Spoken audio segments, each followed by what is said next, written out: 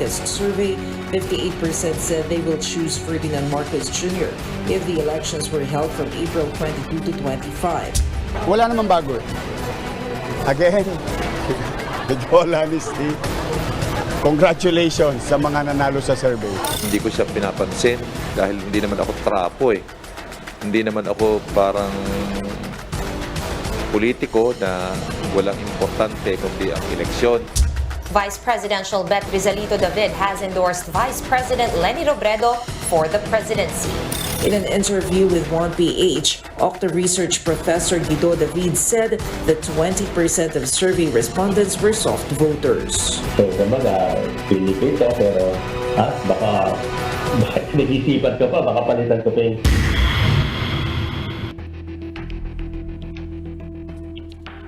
The election period has winded down with candidates making their final appeal to the voters.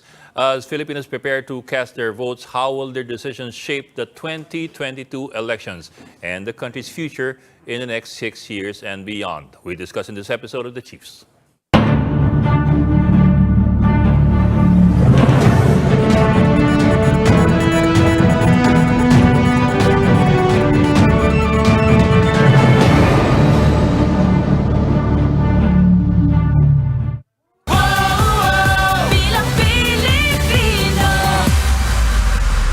We will be joined by our other guests and the other chiefs when we return.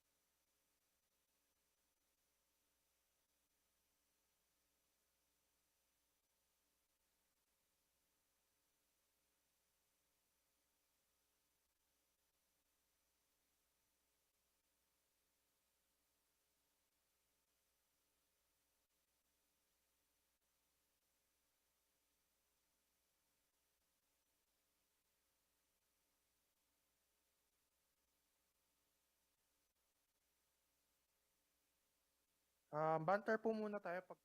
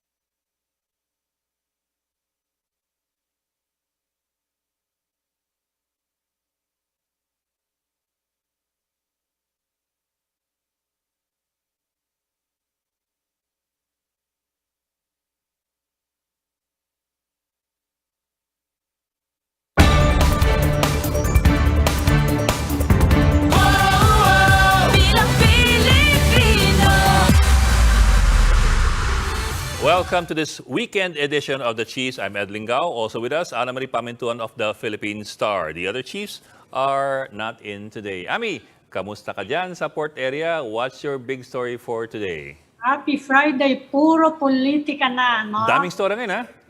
Yes. Nag-ruling na yung Comelec finally dun sa PDP laban away. And the ruling of course, although not unexpectedly, panalo yung Kusi faction. Yeah, but I suppose everybody sees the irony there din, di ba? Yes. Yung sabi nga ng... Yung founder ang nawalan. Ang sabi nga ng Pacquiao faction, parang it's really, really so ironic. The PDP laban, the official PDP laban, what is now officially PDP laban, has endorsed Bongbong Marcos. Yan na nga. So, Saka may bago pa ngayon, di ba? Late breaking ngayong gabi. Oh, ano? Merong bagong spokesman ng Comelec. Oh, sino? Hindi ko alam yan. Acting, acting. Who's that? Yes.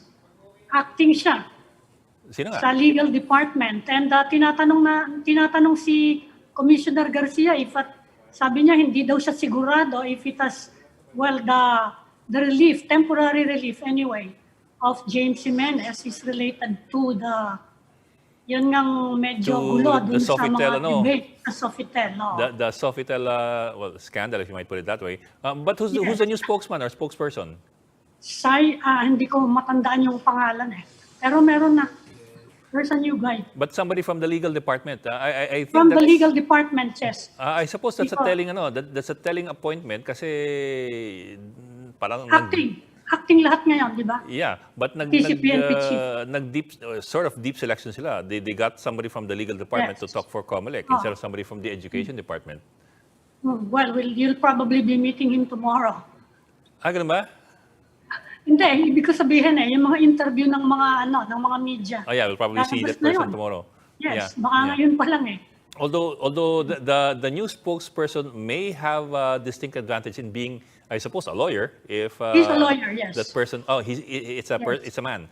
So if Well, he's a member of the legal department. He's a member of the legal department. So hindi natin, so mas madali siyang makakapag-field ng mga tanong natin regarding all these rules ng Comelec, na medyo masalimuot din eh. Yeah. Kasi, well, like it or not, people and reporters sometimes tend to end up calling Director James Jimenez Attorney Jimenez or Commissioner Jimenez, although he is neither. Yeah, well, siguro in a couple of days, ma-resolve din nila yung gulo sa Sofitel, So we'll get a clearer picture of what's happening. Yeah, but let's go back to the laban, the PDP laban issue in selecting the Kusi faction as the real, legitimate, and only PDP laban party. Would you recall what were the arguments supported by the Comelec division? Hindi ko pa masyadong nababasa, pero upheld yung meeting nila. They followed the rules daw, yung Kusi faction. So, tama daw yung ang mga arguments na ni-raise nila na sila yung talagang authority dun sa pagkokol nung yung session na yon. Tama daw sila. Yun ang natatandaan kong. Well, among other things that I read, one of the major arguments by the Comelec division was that President Duterte, as the chairman of the party, was present in those meetings and conferences of the Kusi faction, where they re-elected or they elected a new batch of officers, and in effect, the chairman's presence in those meetings effectively legitimizes the whole process. Upheld sila. But anyway, I don't know if it matters, kasi wala namang sila standard bearer ngayon, although they're supporting. Of course, we all know they're supporting the front runner. So siguro tanungin natin yung guest natin. Kung anong take niya sa mga nangyayari ngayon. Everything is moving so fast. Yeah, so many questions for our guests, and we bring in our guest for tonight. Joining us is political scientist and the founder of Strat-based ADR Institute, Professor Victor Andres Dindomanhit. Sir, magandang gabi and welcome back to the Chiefs. Good evening. Oh, sir, I'm sorry. Baka naka-mute ho kayo. Hi. There you go, sir. Okay. There you go. Sorry about that. Good evening, everyone. Good evening, Hi. sir, and welcome back. It's been a while. I think you were on vacation. But Took sir, a few ang dami- days lang. Yes, sir. Sir, ang dami nangyayari.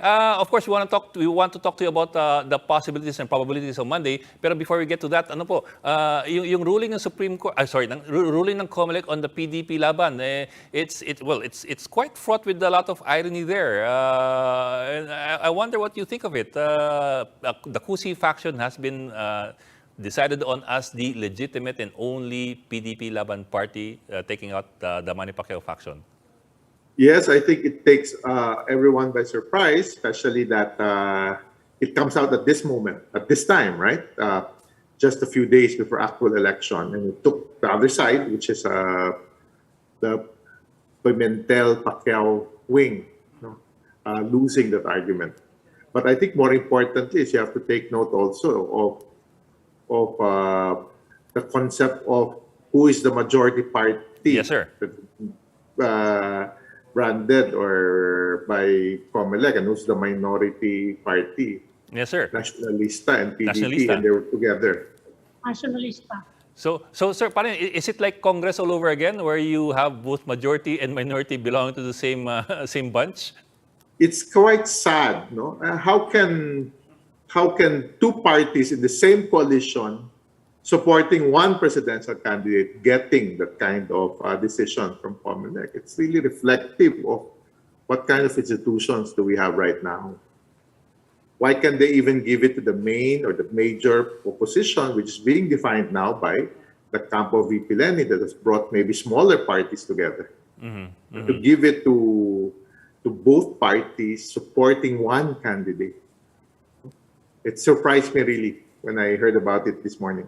Well, anyway, merong clear front runner at this point, no? Yes. Since your group is your group regularly commissions surveys. Sa tingin nyo, tapos na ba boxing at this point? We always say, Ami, that surveys are preferences at that moment. Yes, sir. So we have the last survey, maybe if you will, maybe 3 weeks before we actually vote. So we are now in a situation whereby there are two major candidates. We can forget the rest. We have Marcos Jr. showing signs of a lead from multiple survey. On one hand, you have VP Len Obredo rising, but is it enough? The big question, is it Yes, enough? So when we go to May 9, actual, some would say the only important survey itself, which is when we actually vote, it's about what we call get out the vote. Yes. Who among these two groups, these two coalitions, one is being driven by a coalition of local political leaders. We've seen that with the Marcos campaign. The other one is being driven by the energy of volunteers, and you'll see some movements of some political leaders even pushing a Rosa coalition, Obredo, Sara coalition in multiple provinces in the country. Will this turn out to be a surprise? So I would not say it's over.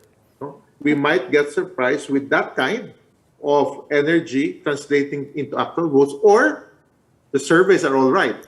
And early on, we will see a trend when the transmission of our votes come in from different machines. Yes, Well, sir. the surveys have also been under criticism lately, no? Yes. Well, especially because the surveys are being taken during the pandemic. And these are youth groups saying underrepresented daw sila, as well as the A and B, and maybe a significant portion of C. What do you think of those criticisms? I have always respected survey firms that we have partnered with, Pulse Asia, Social Weather Station, because of their long tradition of protecting their integrity. Will they make that mistake or not? Only May 9 will tell us that. Yes, sir. We saw that mistake in 2004 when a survey was done right after the voting, and it turned out different. Yes. So at times there is that at times people might not even tell you the truth. You have done your best, but the public themselves, we've seen that in the US election, we've seen that in the United Kingdom election, even the lower income citizens of the United Kingdom does not like to admit that they're conservative. So suddenly people are surprised that they did not vote for Labour. So, so is it enough to tell that our surveys are wrong? So for me, May 9 will tell us if that happens. Pero, sir, Then if volunteers come out, I think this is good for democracy because that's what democracy is all about. Voters coming out as they have knocked on the door, it's now their turn to make sure as they knocked on the door, those that people that they convince to come out and vote. On one hand, you will have local political machines saying that it's our turn to deliver our votes for our candidate. So it's really the vibrancy of democracy at the end of the day that we will see in May 9. Yes, sir. But, sir, at the same time, Okta has been talking about more or less a 20% chunk of soft votes, meaning Yes. possibly 2020. But even if you look at the soft votes of 20%, and you look at the consistency of the numbers from both Okta and Pulse Asia, medyo magkakalapit sila eh. And I'll even intrigue you a little. Yes, sir. 41% from Pulse Asia. Oh, really? Yeah. That has this possibility as of the third week of April. I mean, I took note of a data that I saw that there is a strong or a small possibility, but it's still a possibility.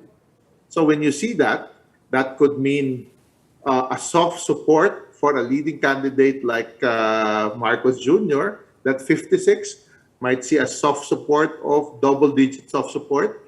Or on the part of VP Lenny, the energy of her campaign might give her a strong support. So it might be not as big as we think, Yes, given sir. that possibility of changing their vote. Yes, sir. But sir, let me stick in also as well another event that we saw 2 weeks ago, yung Easter Sunday press conference Oh, yes. that did have an effect apparently on Isko Moreno's numbers. Pero yung nalagas kay Isko Moreno, apparently hindi po napunta kay VP Robredo. Instead, it went to the other single-digit candidates.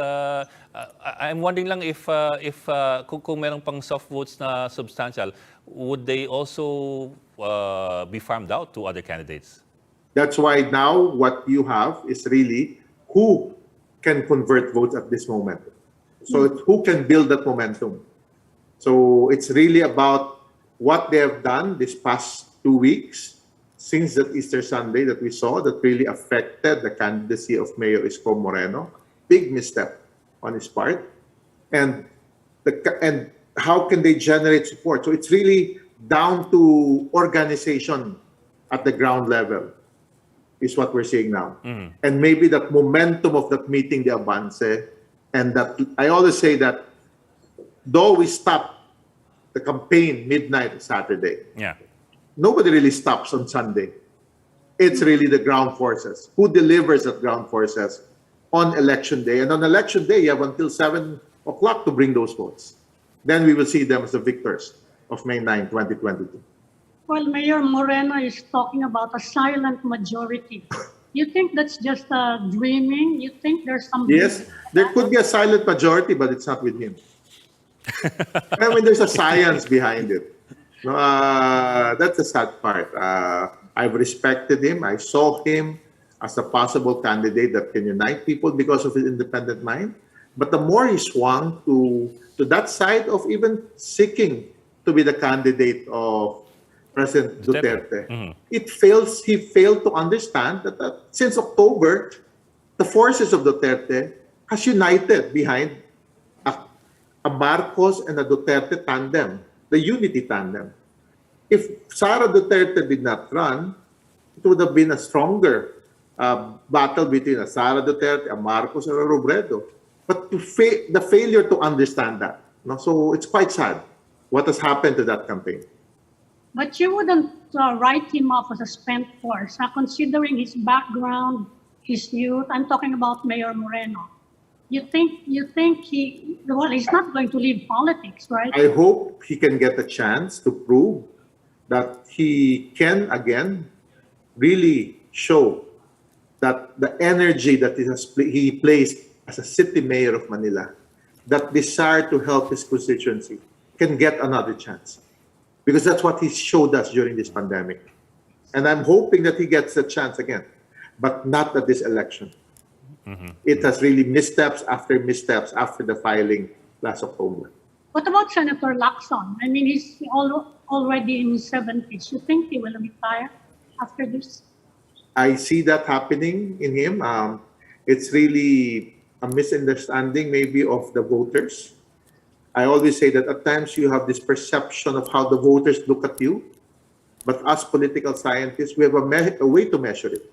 When he spoke of he's the most experienced, ready to govern, we never saw that in any surveys. Because surveys that we have done internally with our partners, Pulse and Social Weather Station, we don't only look at this horse race, who's leading. We probe this. And as we probed it, it was not with Senator Lacson. I would have wanted him to run for re-election because he had the chance. He was doing very well as chairman of the Committee on National Defense. Or even just step down because he is ready to be a good executive. So I'm hoping he gets a chance also because we had good candidates. Mayor Isko, Senator Lacson. Sir, I'd like to go back to surveys, if you don't mind. Well, not just surveys, but surveys and apparently the other alternative numbers that everybody's looking at these days. Everything from drone Data shots analytics. to Google Trends, diba? And Google Analysis.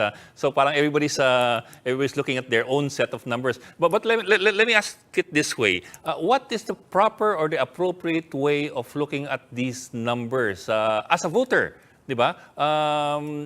You should not be shaped by these numbers as voters. At the end of the day, surveys tell us preferences at that moment that should shape campaigns, tell campaigns where you can improve. On the data analytics side, we have not shown it. We have our own data analytics. We agree with Google Trends because we have really seen that Marcos was dominating social media when he filed at 60% even. Until the start of the campaign period, even reaching, but it went lower February. But what surprised us was that March, April, and our last run was just a few days ago. We saw VP Lenny hitting 56%. The question is, will it convert? Yes, sir. That's a big Because it's question. about discourse, it's about engagement. It does not tell you, is there preference for her? Yes, sir. Or have you converted? But that's a good sign, especially when you see that 21% of Filipinos have told us as early as February that surveys or social media might actually affect their choices, might influence. So is it enough? No, is it enough at this moment, or VP Lenny needed more time? But that's a good sign. I think she was hitting 56% in strat-based analytics, really. As first week of May. What Yes, sir. about surveys on the Senate race? I mean, that's also a very important race now. Oh, yes. And yung mga surveys on the Senate have not been exactly accurate, at least on the lower, no? The last six. It's How always, reliable are they? I always look at the last four slot, when and you see even the differences between the 8th to the 14th, 8 to the 15th. Yes. So now, again, just like any survey, these are preferences. Who has the network? Because there's this saying that we tend to vote, right, average 9. That means on top of our mind, we have 9 individuals that we remember. Who gives us that number 3 or the last 3 names? It's normally our political networks, our ground networks. That's why people got surprised with the Joel Villanueva, that might surprise us again, coming below and coming out second. The church-based group that came out for him. Or through the years, you have seen he might not top the race, but a Hunasan or a Gordon just hitting 11, 12 because of their networks. Can they do that again? That is something that we hope to see and we want to see come end of May 9 or the day after. Well, what about this time? What are you seeing in voter preferences? Parang chapsuy yung nakikita namin ngayon. It's at the end of the day, personality. And at most, what surprised me really is a Robin Padilla, for example, Yes. who gets a boost from the supporters of President Duterte. There is that strong support base of President Duterte, enough to make him win. But to get the Iglesia ni Cristo vote, that is more surprising. That's a double surprise for me. Maybe there's that push by President Duterte himself, quietly, because that's what I'm hearing from our qualitative analysis across local areas in the country. So the president himself is still flexing his muscles, maybe to have more friendly senators to protect him after he steps down in June 30. You're talking about Iglesia. What about the influence of the Catholic Church? I have said that Iglesia ni Cristo might represent 2% of our religious, of our voters as religious followers. But I also remind people, a little over 80% are Catholics, maybe 10% are Christians or Protestants. And it's only this time that we see the Catholic Church through some of their organizations like Catholic schools, Catholic laity groups, coming out and defining the type of president that they want. Will this translate into votes? That would be historical. Last time we saw this was 1986. Yes. So let's see. Sir, if you don't mind, I'd like to go back to the presidential race. You talked briefly about about Google Analytics a while ago. Well, tell me if I'm getting this right lang po. I want to make sure. Parang you're saying that it's a good sign. The numbers from the analytics are a good sign, but they're not yet they're not yet sure indicators, or they're not yet they don't necessarily. It measures engagement, Ed. Yes, sir. No? Or It interest. doesn't measure preference. Yes, sir. But engagement could mean momentum. So much interest on a certain candidacy. That's why I've said that interest was with Senator Marcos Jr. No? 4 months into the filing of the candidacy, and we saw it ourselves in our own analytics in StratBase. But we saw a shift towards the end of March, April, towards a VP Leni Robredo. Yes, sir. So we'll see, as I've said. No? Yes, it sir. might alter the way we analyze campaigns in the country. Yeah. So it is interest, but we don't know if that interest is positive or negative yet. It's just a first that's step. why by May 9, imagine how it will alter and suddenly tell us it's more accurate than surveys. That will totally alter the game of Philippine elections. Yes, sir. Yes. Sir, we'd like to give you a few seconds to leave your message to the voters these last 2 or 3 days before the elections. What message, what words of advice would you like to leave to the voter? When you look at May 9, Ed, I mean, it's about choosing where the Philippines would be 6 years down the road. That's what presidential, vice presidential, national elections tell us. But for the voters who have certain preferences, who are energized to choose one over the other, it's time for you to really get out, leave the comfort of your home, and convert and bring those votes. In the campaigns that I've studied through decades, it's about, at the end of the day, getting that vote out. And who can get that vote out on May 9 will tell us who the president will be. And that will tell us what the 6 years will be the next 6 years for the Philippine Republic would be. Okay, maraming salamat po. StratBase ADR Institute founder, Thank you. Professor Din Damanit. Sir, maraming salamat for joining us tonight and wish us all luck for Monday. Thank May 9. you. Thank you. Ingat, sir. Please stay with us. The Chiefs will be right back.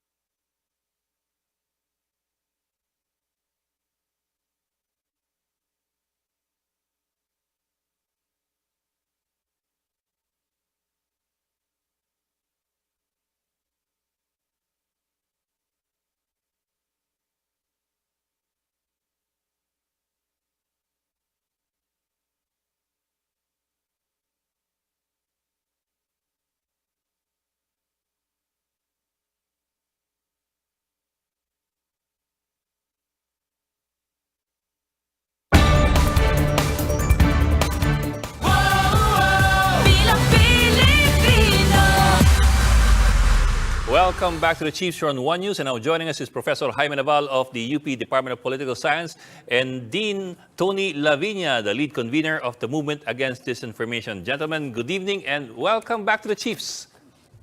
Good evening. Good evening. Ay po, sana pala nagsabay-sabay na tayo kanina para isang panel discussion tayo. Mas masaya yung ganun eh. Well, anyway, sige. Let's i-push pa rin natin to. Sir, ganito po. Well, the numbers have been pretty consistent dun sa surveys. We're talking, of course, about Pulse Asia and more recently, yung Okta Research Survey. The margins are more or less the same. The numbers of the top two contenders are more or less the same. Is it too early to ask you for your assessment? Can we still expect a major upset on Monday, or are we? Are we looking at more or less the same numbers on Monday? Dean, kayo po muna. No, not game over. No, I mean, until the last day, people should still try to convert votes. No, you have to remember that the last poll was done April 25, yung end Yes, sir. ng The Okta. period. Sa Okta, April 21, yung sa Pulse Asia. 25, that's a good 10 days before the election itself, diba? And they always say a week is an eternity in politics, a day is an eternity in politics. Ang caveat ko lang doon, my caveat there is that Marcos had this lead for quite a while. Yes, sir. Actually, from the beginning. Yes, sir. So consistent, the lead is consistent, and nothing seems to move it. No? So I don't question the integrity, I don't question the methodology of both Pulse and Octax, and I know the people behind all of that. I actually am the legal counsel, overall I'm legal counsel of Octa, so I know what they do. No? So walang issue doon. But I think we also, in predicting elections, election results, isang data point lang yung surveys. No? Yes. Yung rallies are in fact good data points, how much you can, as they say, yung social media and searches are a data point. Endorsements, political endorsements are a good data point. And so I think sa rallies panalo naman si Lenny, that's for sure. Sa mukha nga sa Google Trends panalo siya. Ang lang doon, dapat there should be a reflection of that, di ba? In the polls.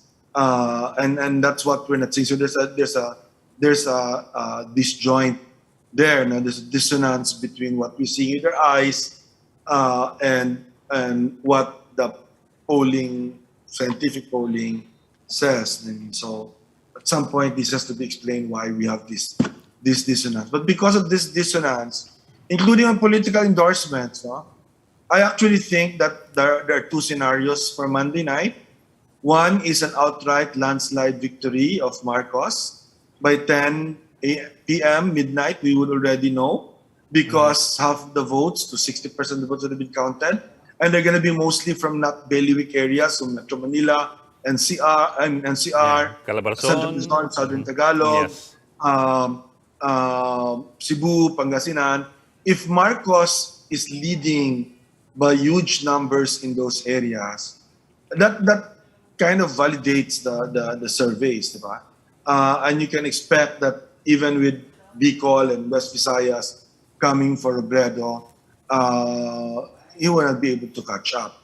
But if we are wrong about those population centers, if there's still movement that we see in those population centers on Monday, then Marcos will still be leading, I think, but probably, but not much. Maybe a million votes or something.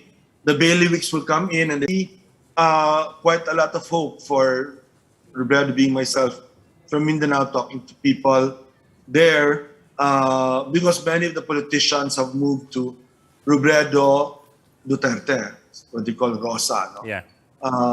And that's possible for her to actually eke out the victory on the basis of the Mindanao vote. Mm-hmm. Totoo naman po na a week is virtually an eternity in politics. Pero Professor Naval, di ba, within that week, if you would want to see a huge difference in numbers, you would also expect to have at the very least something significant, some politically significant development to affect that change in the numbers. Are we seeing that, or is there anything on the horizon? We're facing the last 2 full days before we cast our ballots. I agree with Dean Lavinia that surveys are just one. It's one of the factors. It's an indicator, but it's being one of the indicators. It's not the sole barometer at the same time. So I would imagine with 2 more days, and tomorrow would be the last before we supposedly pause and close shop. We'll see. But the point I'd like to drive home is regarding surveys.